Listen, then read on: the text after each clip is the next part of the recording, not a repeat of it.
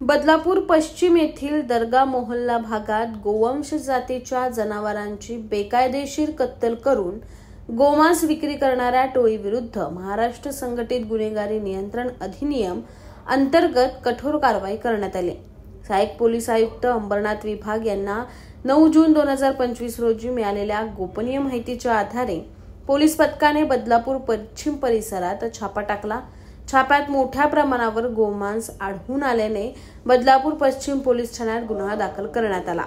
सहाय्यक पोलीस निरीक्षक योगेश बेंडकुळे यांच्या तक्रारीवरून भादवी कलम 325(3)(5) महाराष्ट्र प्राणी संरक्षण अधिनियम 1976 आणि प्राण्यांना निर्दयी वागवण्याच्या अधिनियम 1960 अंतर्गत गुन्हा दाखल झाला। या गुन्ह्याचा तपास करताना पोलिसांना आढळून आले की आरोपी कैश मंसूर शेख याच्या नेतृत्वाखाली एक संघटित टोळी गोवंश जनावरांची चोरी, कत्तल, अवैध वाहतूक व गोमांस विक्री या गंभीर गुन्ह्यांमध्ये गुंतलेली आहे। या प्रकारातून आरोपी अवैधरित्या आर्थिक लाभ घेत असल्याचे निष्पन्न झाले। पोलिसांच्या तपासात कैफ मंसूर शेख याला 8 जुलै रोजी अटक करण्यात आली। त्यानंतर टोळी प्रमुख कैश मंसूर शेख व त्याचा भाऊ उदली उर्फ सैफ शेख यांना 21 जुलै रोजी ताब्यात घेण्यात आले। या आरोपींना बदलापूर न्यायालयाने 29 जुलैपर्यंत पोलीस कोठडी सुनावली आहे। बदलापूर पश्चिम पोलीस स्टेशन अंतर्गत सदरचा गुन्हा जो आहे तो मागील महिन्यात 9 तारखेला दाखल होता। त्यातील मुख्य आरोपी जो आहे तो आम्ही या अगोदरच त्याच्यावरती अटकेची कारवाई केली होती।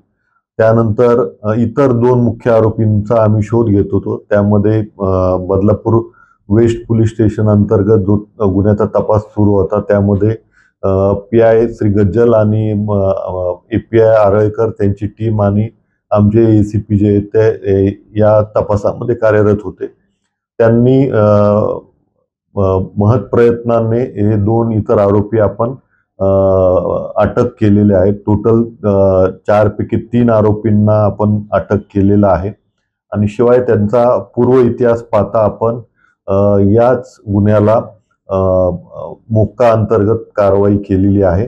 पुढील तपास जो आहे तो एसीपी श्री शैलेश काळे करत आहेत। आतापर्यंत जे 3 आरोपी अटक केलेले आहेत त्या तिघांवरती आपण मोक्का कायद्याअंतर्गत कारवाई केली। या गुन्ह्यामध्ये एकूण 4 आरोपी घटनास्थळी निष्पन्न झालेले आहेत। या गुन्ह्याचा फॉरवर्ड आणि बॅकवर्ड अजून तपास करणं बाकी आहे आणि त्या गुन्ह्याच्या तपासात आणखी त्यांना इतर कोणी सहाय्य करणारे इसम जर आम्हाला आढळून आले त्यांच्यावरती पण सदर कारवाई करणार आहोत।